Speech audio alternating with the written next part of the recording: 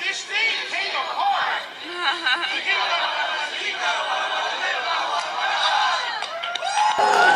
I think you can do better than that. Are my Nickelodeon fans in the house?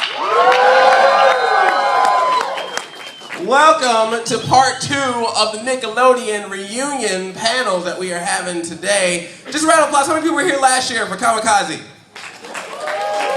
Cool. How many here last year for the All That reunion panel last year? Remember that? Cool. Well, that was a lot of fun. It was cool. We had some sketch comedy things going, all that kind of stuff.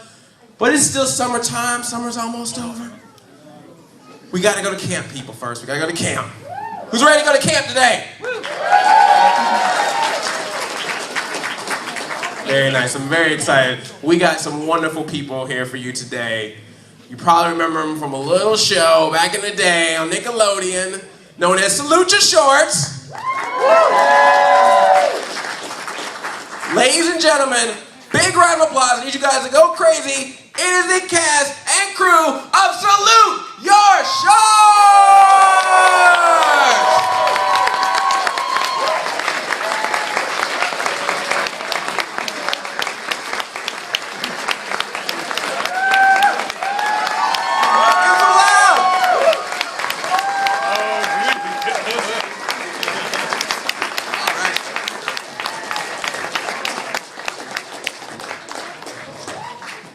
Ladies and gentlemen, this is the first ever panel for Salute Your Shorts reunion. Give it up! First ever!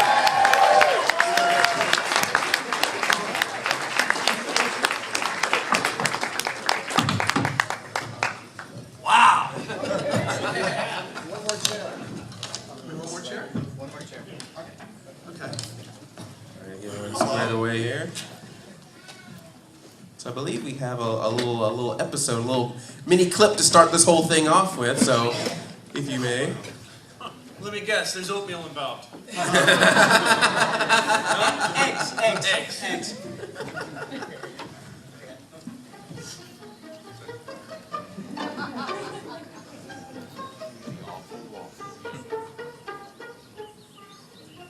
Okay, Zizi, down a little bit, down. Okay, here comes a bus.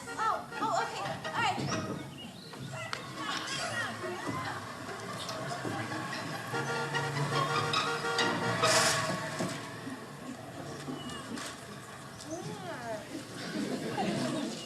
This is Dr. Khan, your camp leader. All new campers report to the lodge for bunk assignments.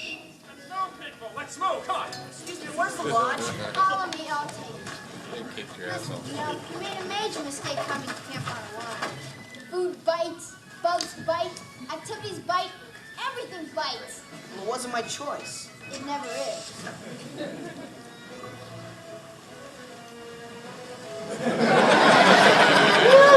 Hey, it's a newcomer. Did you have a nice trip? Hi, I'm Bobby Butler, the official camp greeter, extending my hand of friendship to the newest member of the Camp on a Wall family. Thanks.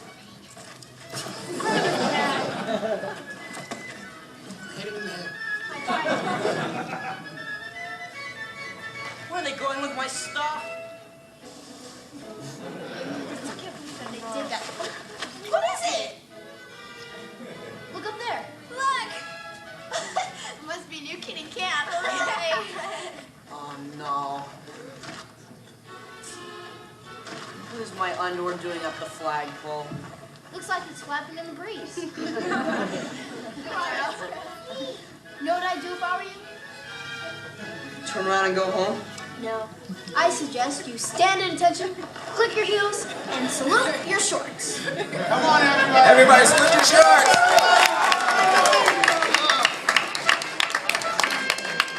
Everybody! We run, we jump, we swim and play. We row and go on trips. One thing that lasts forever are our dear friendships. And on, we hold you in our hearts. And when we think about you, it makes me wanna fart. They all going there in their car, don't get it right by the bride!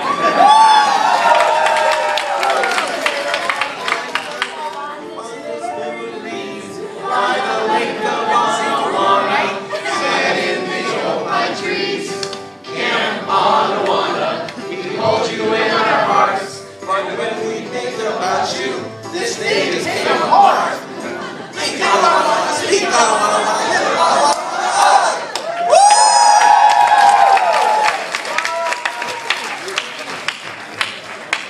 Ladies and gentlemen, the Salute Your Shorts reunion panel has officially started. Let's do this! So why don't we just start off, let's go down the line here, have everyone introduce themselves and their part of Salute Your Shorts. I apologize for being first again, but my name in alphabetical order might be correct.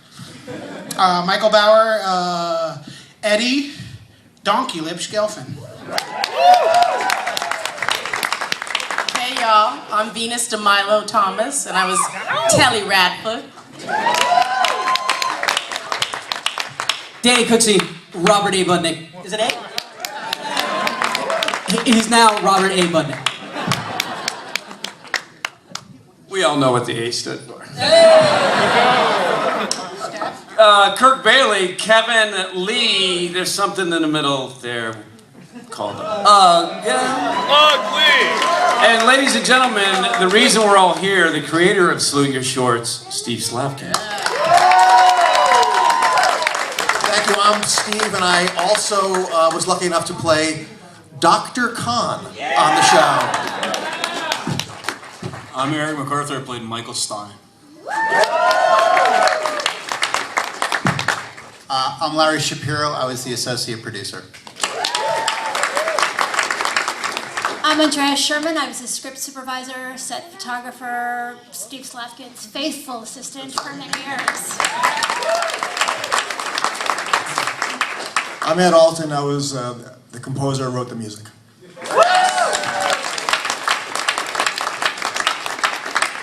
And I'm Heidi Lucas, I played Dina. A lot has changed over the last few years. We actually have another person, unfortunately could not be here, but left a video message for all of you, which I hopefully will be able to play. I think this is it.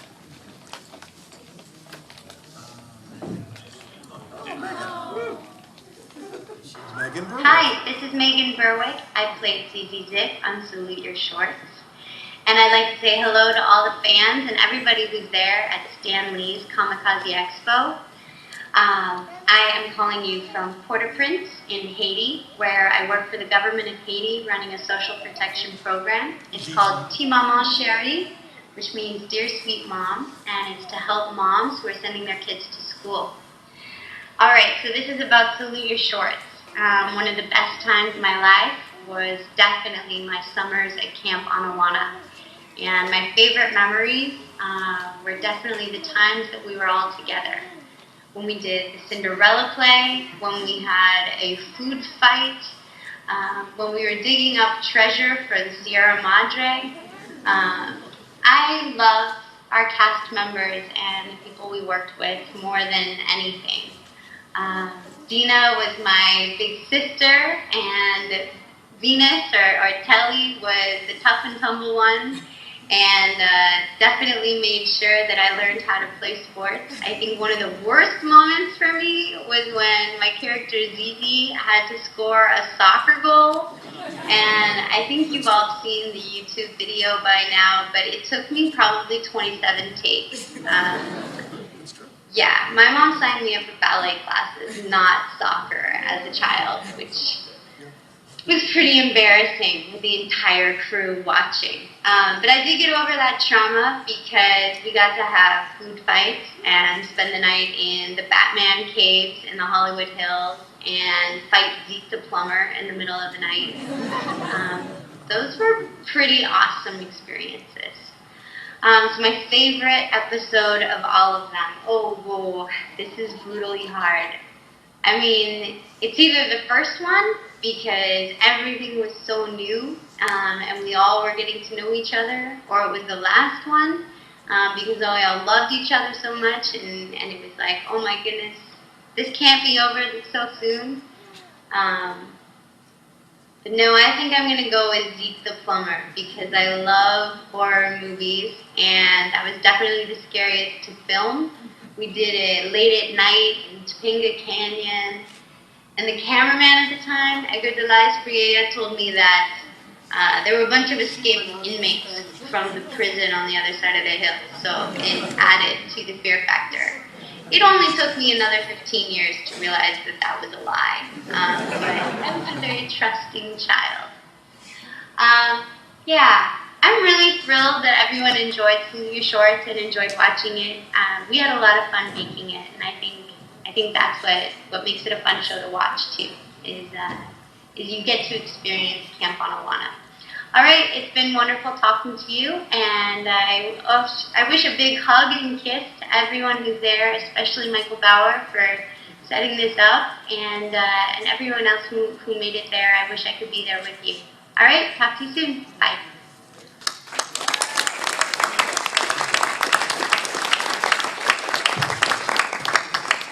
And the surprises just keep coming, people. We have one more addition to our panel here.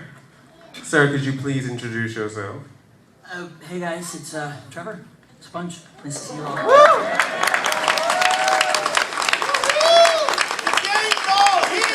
That's right, we're all here.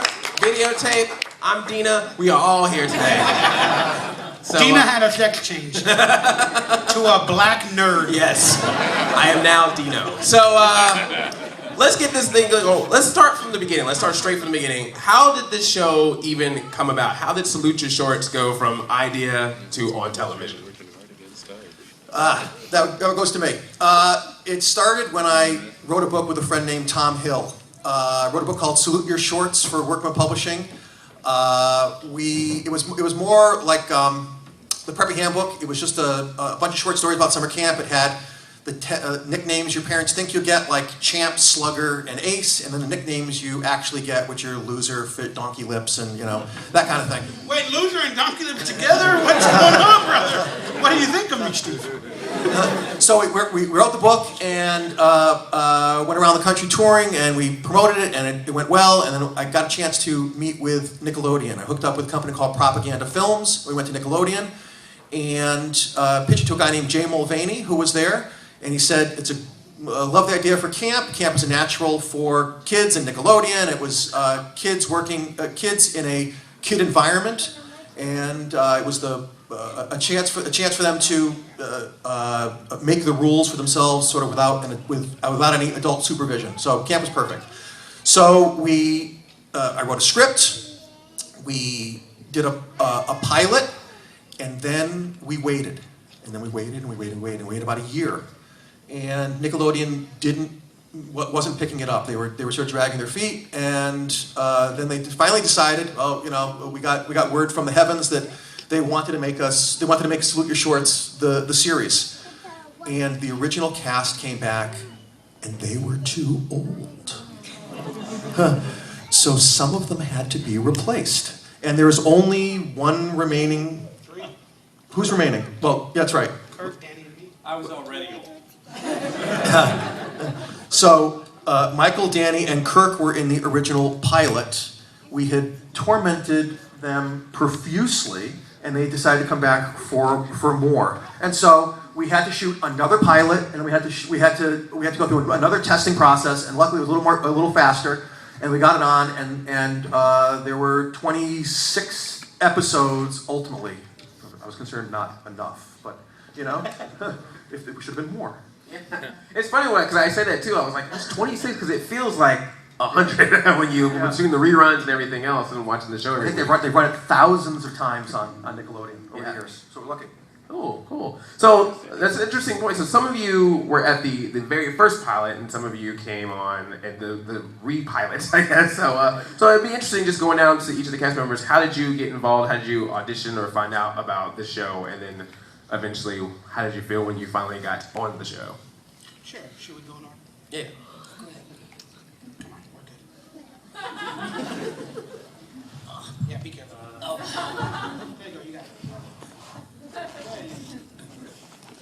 Well, I was one of the youngest cast members, so I always struggled to give any kind of real meaningful answer here because I was 12, 13 at the time, and what was the question? I can tell you this. I remember, you know, it's funny the memories that you have, and sometimes they're logical or rational or not, but I remember hating my bowl haircut and my mother for making me have it, and the glasses were real at the time, and stepping up the steps for the callback, and knowing, having the confidence that my life was about to change in a profound way. I just got this sense that I got this in the bag because I am this guy. I have that brain. I am that sponge. So it's been a totally transformational experience, and just so blessed to have been a part of it.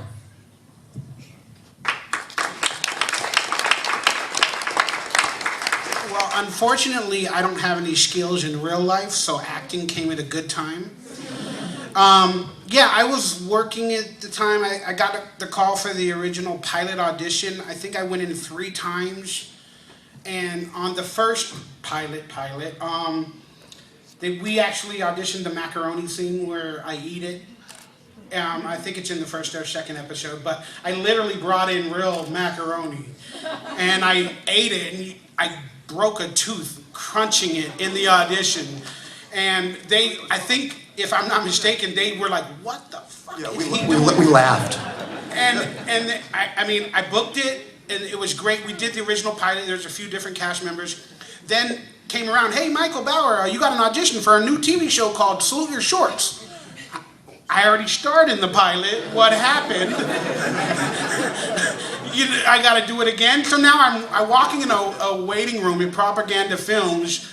There was some quality talent there. Like, I can't remember everybody's names, but some of them are stars now. Why didn't they bring me with them? I don't know. But beyond that, I went in again, and then I saw them in the room, and they were like, "Oh, Michael, what are you doing here?"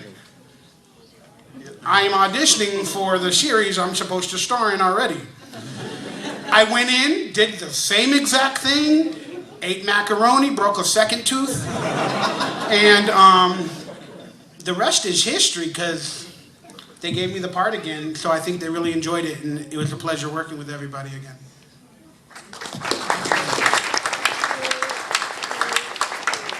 I think I auditioned for the show like 6 times. And I auditioned for every role, all the girl roles. So I got into ZZ, and then I got into Dina, but I think Telly was closest to my heart. And I had a lot of fun with her, playing a tough girl. So that was fun getting into character. And then when I found out I got it, it was just like, it was crazy. I knew something was going to happen big. I didn't know what it was, how it was going to affect my life, but I knew from that moment it was going to be different. And it has been. It's been great. Let's see. I think it was just a regular audition. Agency called and said, you know, we got something I think you would be perfect for. I said, "Really? What's it about?" They said, "The guy's an asshole." I said, what are you trying to say? And so I basically went in and did my thing, and that's pretty much it. Then you did it again. Yeah. What do I remember? A lot of pain.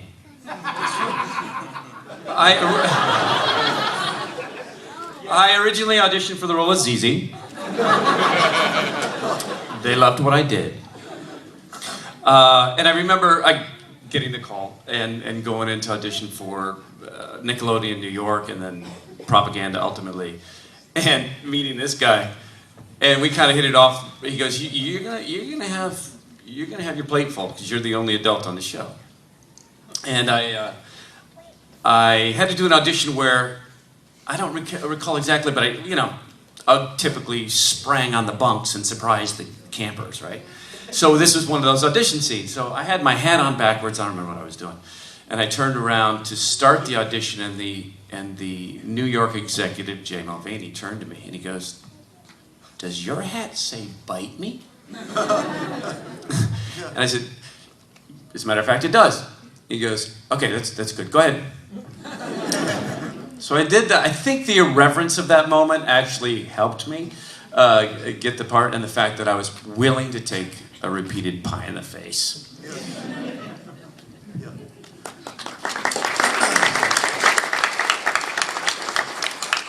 you know, this is really sort of a surreal experience for me because I have literally not seen these people since they were 13 or 14 years old. I mean, until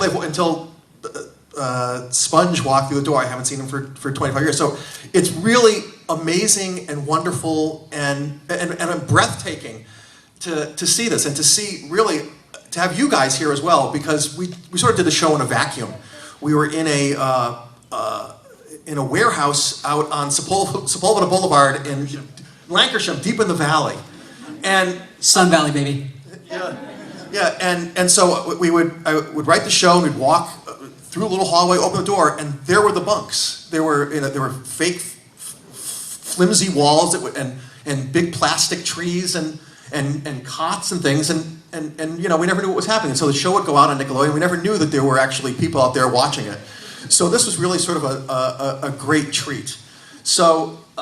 And it's really nice to see, really nice to be up here with all these folks. That's great. So it's nice to see everyone. So thank you for coming.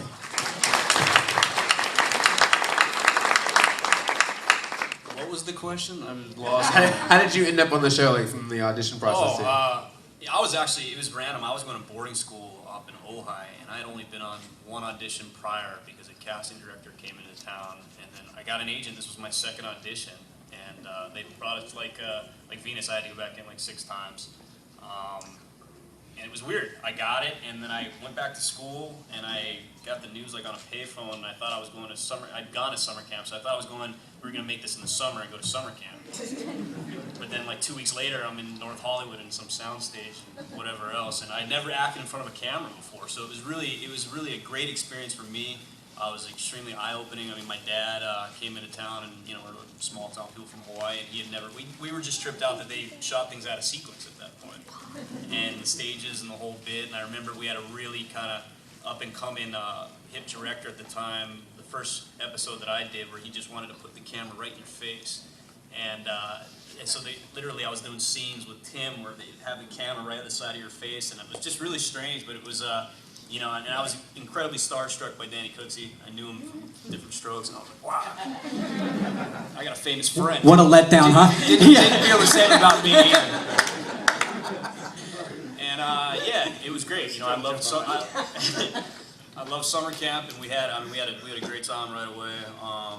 And it was definitely it was a great learning experience, and it was a foundation of real passion for me. I mean, just the process of making the show and the young people. These guys were really young. I know, look at now, but they were like in their late 20s when they were doing the show, and it was a fun group. It was a real fun group, and we were just a bunch of crazy kids, and they tried their best to control us, but they just really couldn't do much of that. Anyway, it's great to see everybody, and thank you for all coming. This is crazy. All right.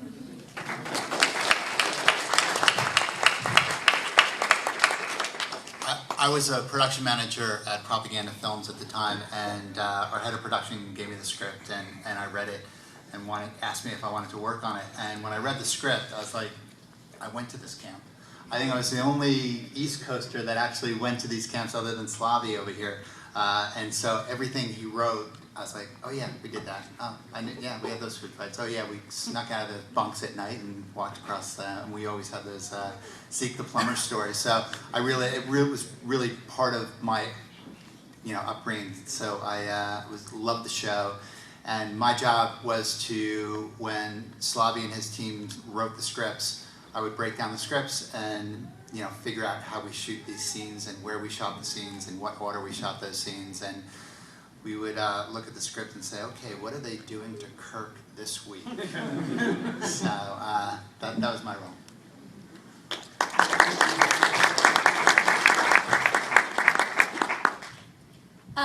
Steve and I had been friends for several years, and I was working in children's marketing at the time, and I figured that one person on the show needed to know how to deal with children. So so I said, Steve, this is the time you need to take me with you on a job. So that's how I ended up there.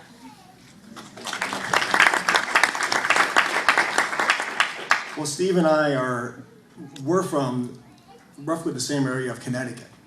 but we had both moved out here, and we didn't know each other, but there were some forces back there that were trying to fix this up. And at the time, I was writing music for a show called Head of the Class. And Steve called me, where we... My aunt gave me one of those phone calls. When you're in California, you gotta call Ed. Call Ed. So I think the last thing I wanted to do was call Ed. Meanwhile, Ed's there at the end of the table.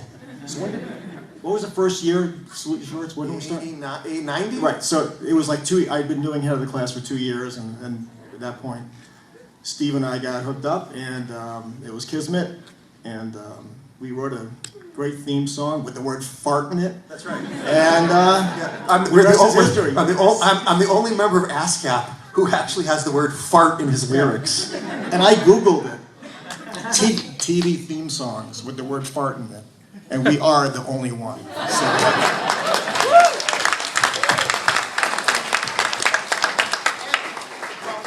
The thing came apart with an added line. That's right. Yeah, this is pretty interesting. It was brilliant. Royalty, Eds, royalties. I'll tell you, just to give the story, if you don't mind. I like to talk, sorry. I'm an entertainer constantly. The theme song, since we brought it up, the line where I say this thing came apart, the actual line was, again, I believe it was, it makes me want to fart. Is that correct? The second line? Yeah, they don't remember. But in the original pilot, I think they did the theme song, and I was holding like, what was it, a golf club or a... Fishing. See, I don't do none of that, right? Teach a man to fish. You know, you heard that story. I eat meat and chicken. I've never heard that story. Can you tell it? Right? But long story short, so the prop literally came apart in my hands, and because I grew up in the valley, I always wanted to be a rapper. So like when it said fart in my mind and it broke apart, my mind did the whole ghetto rap thing. So I went, oh, this will be funny. This thing came apart. And it literally ended up in all the episodes. So it's an amazing little note to my rap career that's going to start after today.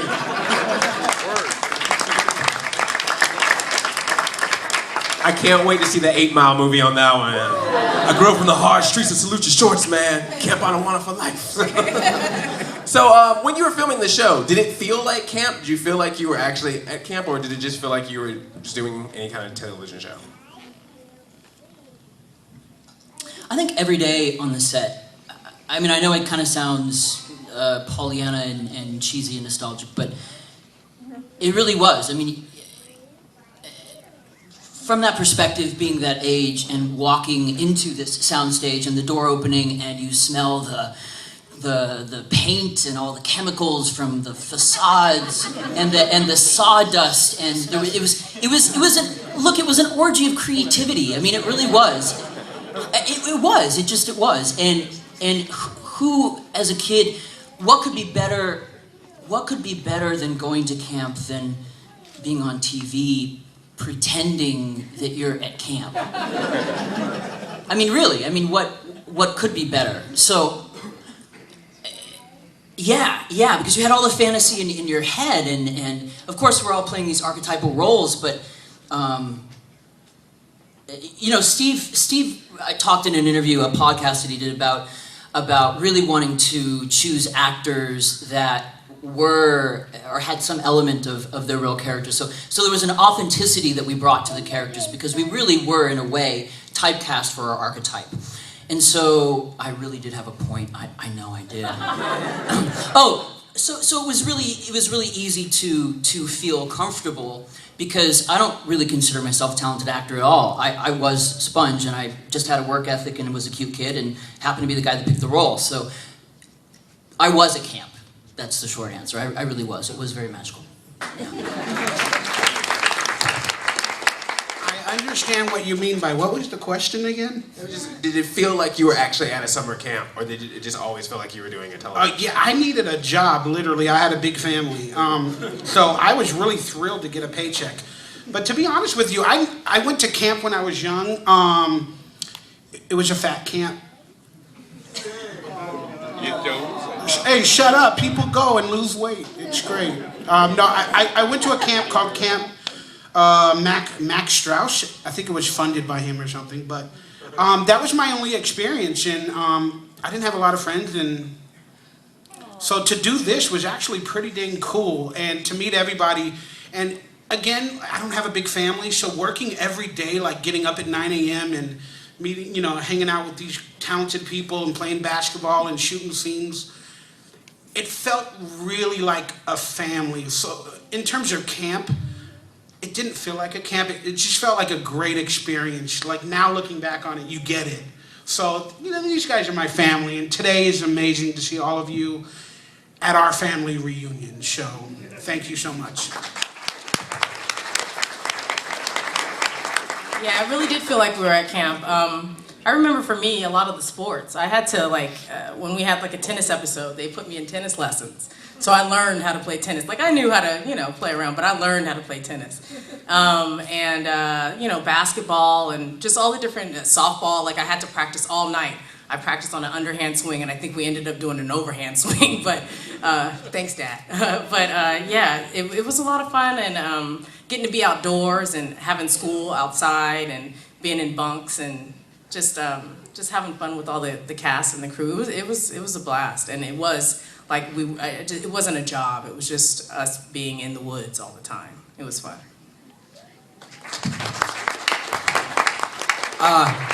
I never went to camp, so it's as close as to camp as I came, so essentially it was camp.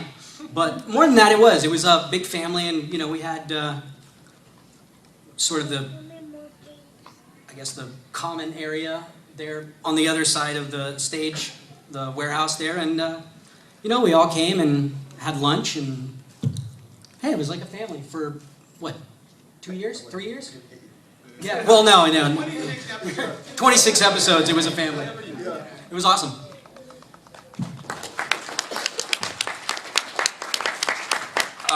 For me, I went to camp, it was nothing like camp. Not at all. I was kind of in a weird and unique position. I've sort of bridged the gap between the crew and the adults, and then the cast that were primarily prepubescent teens. So it was a blast. They had their place to play when we were at the warehouse and hang out, and Danny'd bring his guitar and we'd jam. He and I would jam a little bit, and he'd teach me how to play. I still can't play. We did a kick-ass version of More Than Words one night. We did Counting Crows, which we may revive today. Not likely, but.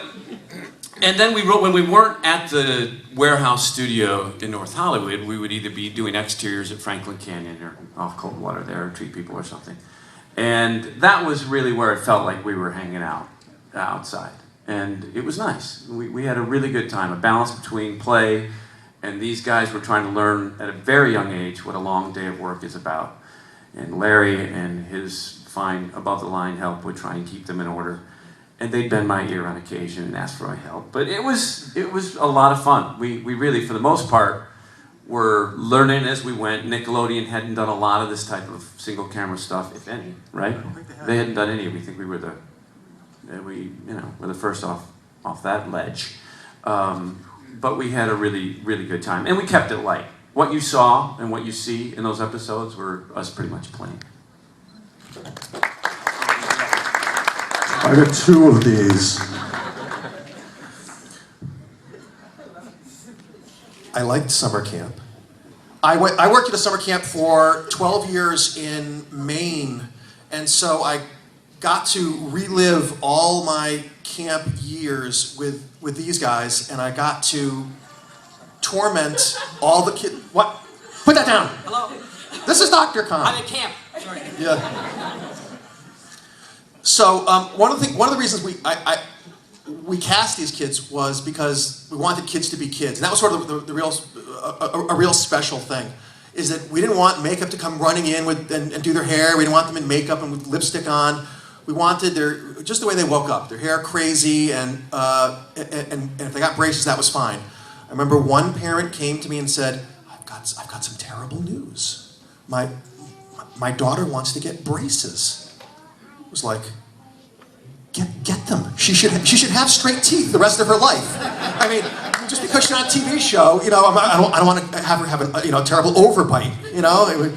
So get the braces. It's okay. So we want kids being kids, and that's why these guys were so great, because they were really natural, and they brought their own great energy Yeah, and to just the to show. add to that, I think what you may You not, brought I'm interrupting. crazy energy I'm to it, like a interrupting. crazy I'm Don interrupting. Knotts. What? Go ahead. It wasn't a slick show.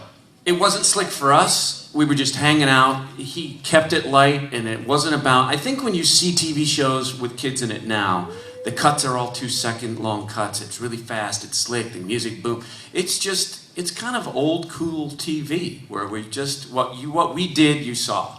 It wasn't anything bigger than that. I had just I'd been a couple years out of film school, and I was like, Nickelodeon's giving me money to make a television show. This is unbelievable.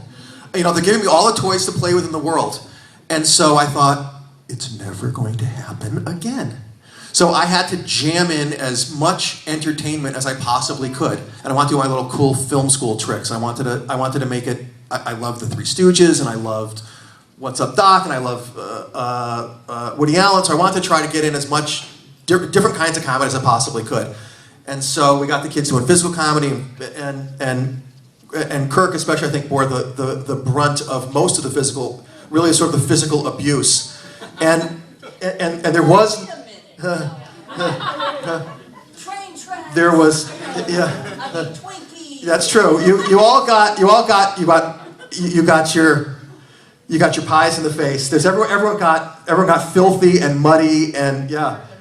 You got dirt in the mouth? I lost an eye thanks to the cursed skull. The cursed skull? Okay, wait a minute, Sponge, what happened to you? What were your ailments? Ongoing now? Yeah, no, As a result of the Get show. out a pen. I mean, mostly just therapy from I mean, you know. Michael, what happened to you? How did you get hurt? Remember the melon, the cassava melon? Yes, the melon. It was supposed to be a skull, but you guys put 2 sticks in it? Yes. According to the camera, we had to be closer because I take up a lot of space, and so we had to get closer for the shot. And Danny Cooksey is holding the melon here with the sticks, and me and Eric or whoever. Sticks? I have a lisp. Has that not been established? Tell them about the time when you had to say. So thank you everybody for coming today. Wait a minute. The worst part is he had to go audition for Steve Slavkin at Salute Your Shorts. Go ahead, try that one. I think the worst part is Jewish people. No.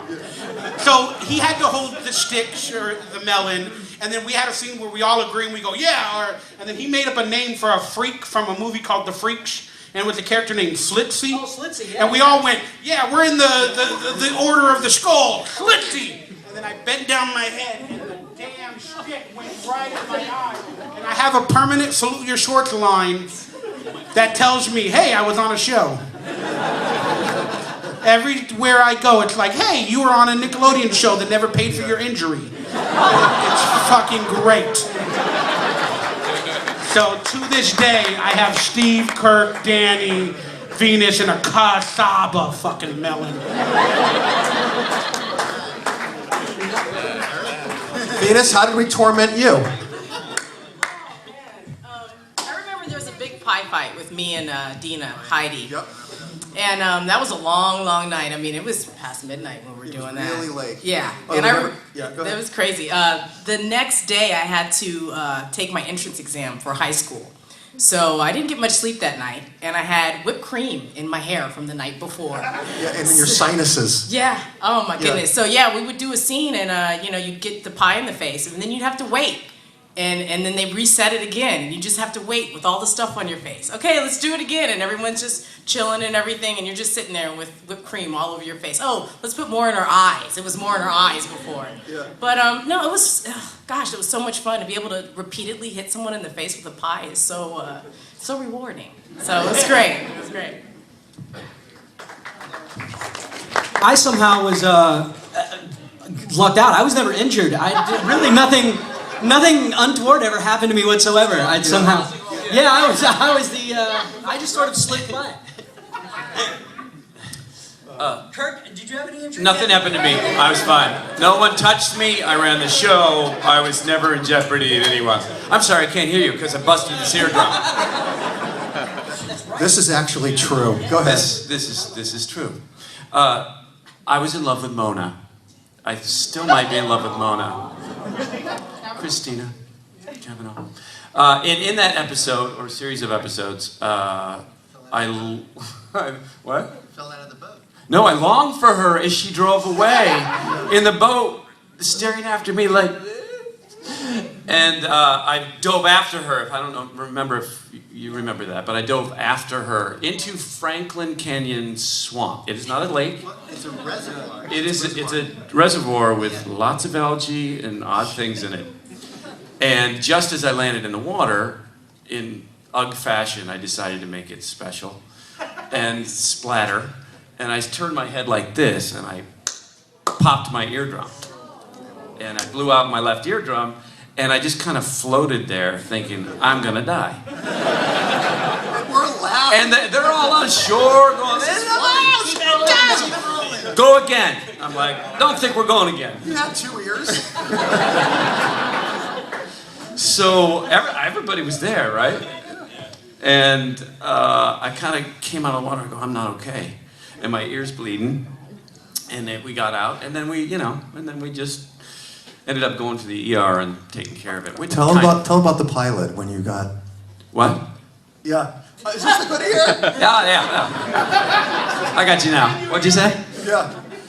We go like, Kirk, you want the pilot? Kirk, you want it on the set? It was like, I don't know, 3 o'clock in the morning. We were shooting. La, la, la, la, la. He comes out. He opened the door, got into the bunk, and there were 10 grips, all holding like water balloons. You're cutting too far forward. Yeah. This is how this crap went. I'd already put in 16 hours. The whole pilot is about how UGG gets abused, right? That's not a good foretelling of how the 26 episodes were going to go, and I should have been smarter. However, at the very end of it, I don't know if you recall, where UGG walks in the bunk is sabotaged. Yeah, they're tripwires. Tripwires, right. And I read it on the page, and I'm like, oh man, a lot of crap's going to happen to me. Tarred and feathered. And little did we know, this director friend of ours, Randy Miller at the time, had a brilliant idea of how to make this special, where the camp pack comes down and swings and knocks, he gets tarred and feathered, the whole thing. But to shoot the part where the tripwires actually activate the eggs and the tomatoes and the tar and the feathers, basically off camera was the entire crew of dudes in makeup and were you still there? Oh my gosh. So I'm standing there. It was like Nolan you Ryan. guys. It's like if I gave an egg to each one of you. That's what I was looking at. We have a surprise. You're not, that's not gonna happen. They used the footage again from the first one for the second part because they didn't want to do it again. They didn't want to do it again? Agency called and was asking for hazard pay, which is something that there was none of that. But it was basically roll camera and roll camera and everybody unleashed, and they blew him backwards out the door, and it was a magical cinema moment that I will always remember. Thank a couple you, Kirk. of the guys were throwing eggs at the lower region as a game for themselves. That was what was so tough. But it was my kids enjoy it now. Cool. Am I supposed to talk about injuries or summer camp? We don't know anymore. I'm actually gonna let's open the floor up to questions of the audience. And if you have a question, we got a mic right here in the middle. So if you have a question for the cast and crew, just come up to the mic. Don't be shy. Get in line. Come on, we got some good questions. Someone's got. There we go. Come here. And he And he had a camo on his shirt. Where'd you get that? eBay. All right. I gotta get me one. I don't have one. I think the residuals. Actually, on the same topic as the shirt, I was just wondering if any of you guys still have your shirts that say Camp On and One on it. No. I have a pair of underwear. Nickelodeon hit me. Oh, so do I. Yeah, Boxers. Yeah. The shorts. Get Yeah. it? Get it? I get it. 20-year-old boxers. How much? I keep it real. No, actually, to that topic, the only thing that I still hold. Yeah. And as I left the house today, the family was like, "You don't have that shirt?" And I go, "I don't think I got that shirt. You got those boots?" I said, "I don't think I got those boots." "What do you got?" "I know what I got. I still got the hat." Yeah. Yep, this one went through some stuff.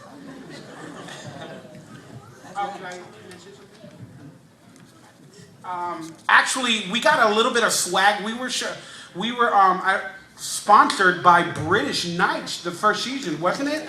Or no, Reebok. And they gave me like these shoes with a basketball on the front that you would pump up. And I think I wore them in like 2 episodes. And literally, I thought I was Michael Jordan for like an hour. Then I realized, my 300-pound frame pushes down on the pumped up Reeboks. But I still got those shoes to this day, and I'm gonna sell them on eBay if anybody's interested.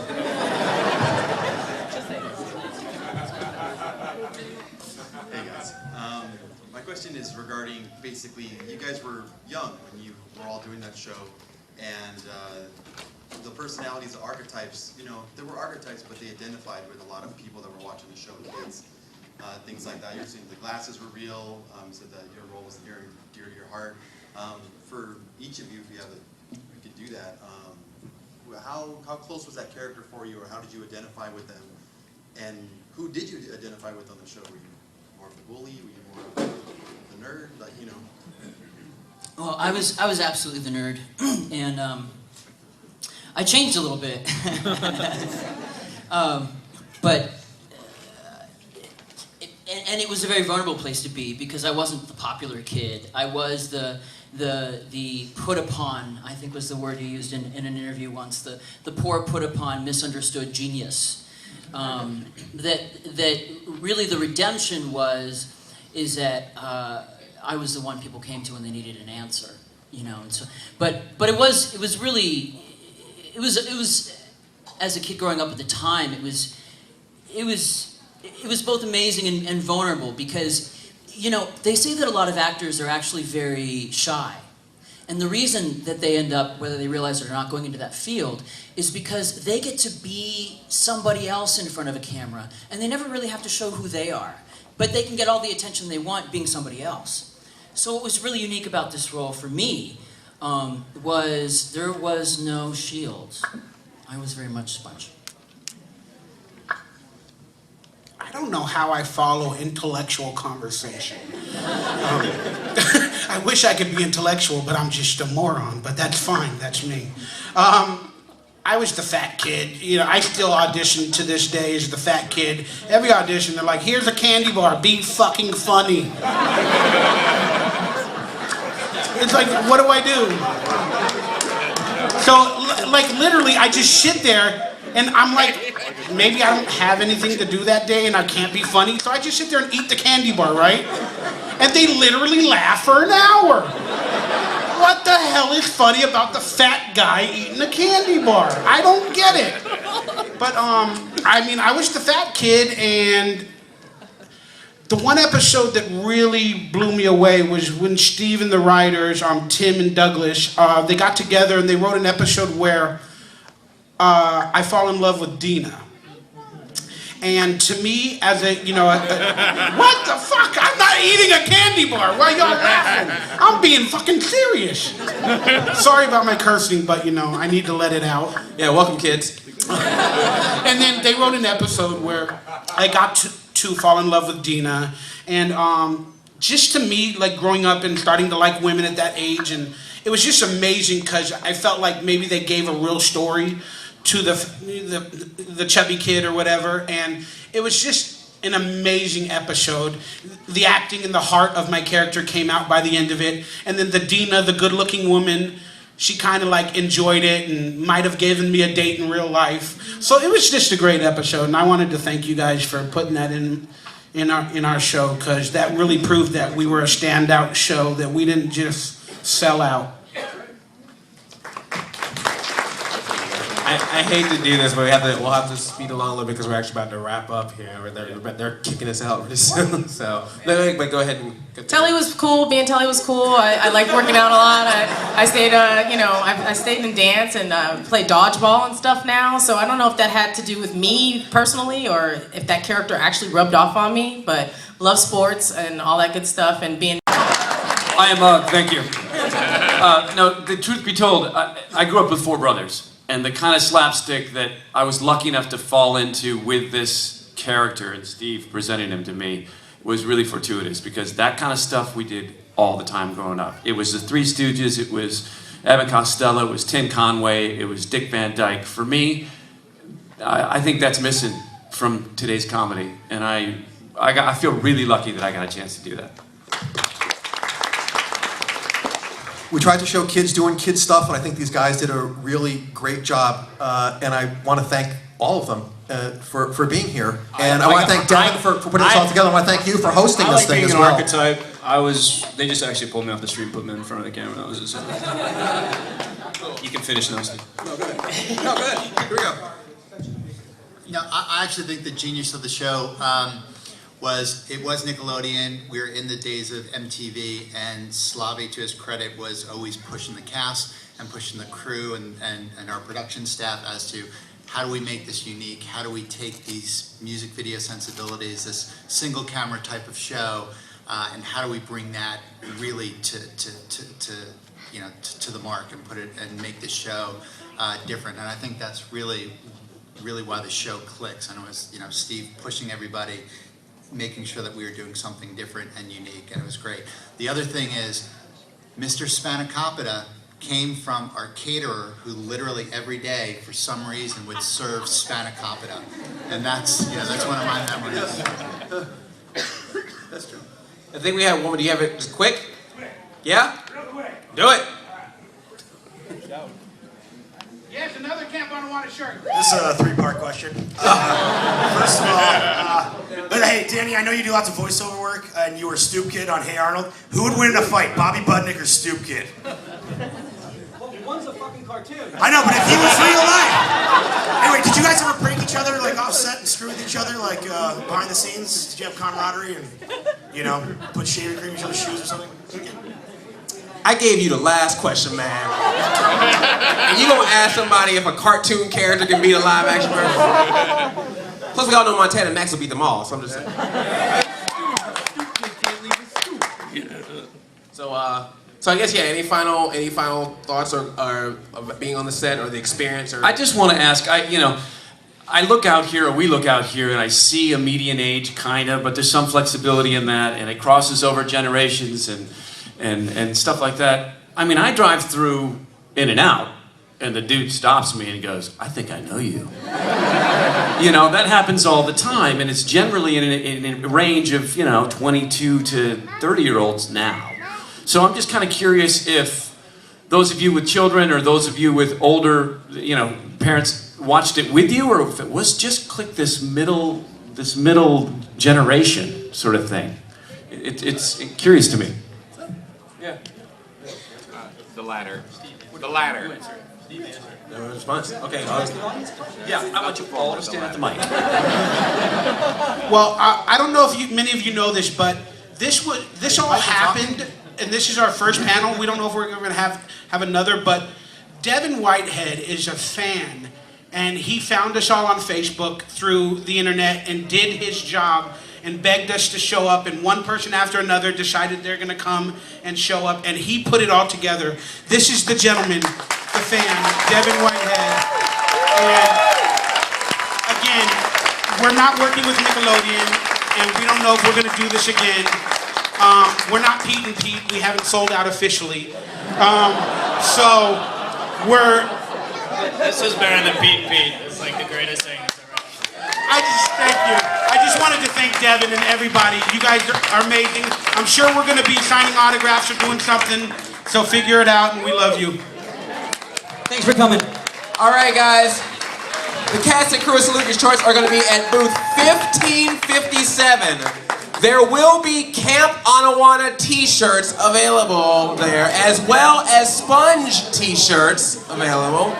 Booth 1557. Have everyone exit out to the right. And give these guys one big round of applause. Salute your short reunion panel, everybody. Go to 1557, show these guys some love. Thank you guys for coming out.